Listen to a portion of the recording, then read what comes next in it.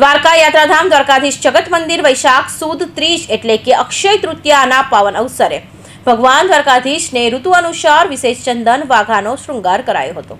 ઉનાળાની તીવ્ર ગરમીને ધ્યાનમાં રાખી ઠાકોરજીને પરંપરાગત વસ્ત્રોની જગ્યાએ ચંદનની બનેલા શીતળ વાઘા પરિધાન કરાયા હતા।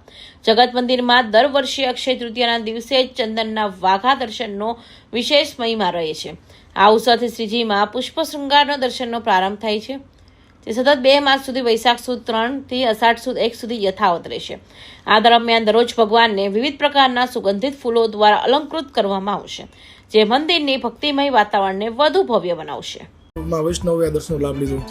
વિશેષમાં આપણે વાત કરીએ તો હરેક કાલની અંદર હરેક શૃંગાર અને ભોગનું મહત્વ હોય છે। ત્યારે હાલ જે ગ્રીષ્મ ઋતુ છે એ ઋતુની અંદર ભગવાન દ્વારકાધીશજીને જે ઠંડા ભોગ આરોગવામાં આવે છે, જે ભોગની અંદર શીતળતા પ્રદાન થાય એવા ભોગ ઠાકોરજીને આરોગવામાં આવે છે। આ સેવાનો ભાવ છે। વર્ષમાં એક વખત જે અક્ષય તૃતીયાનો જે ઉત્સવ આવે છે તે દરમિયાન ભગવાન દ્વારકાધીશજીના શ્રી વિગ્રહની અંદર સંપૂર્ણ ભગવાનનો ચંદનનો લેપ ભગવાનને લગાડવામાં આવે છે।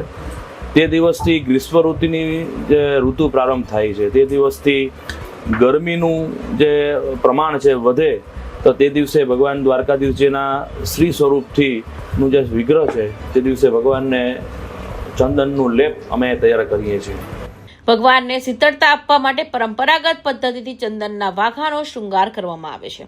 પૂજારી પરિવાર દ્વારા કરવામાં આવતા શૃંગાર ભક્તિ અને પરંપરાનો અનોખો સંયોગ રજૂ કરે છે।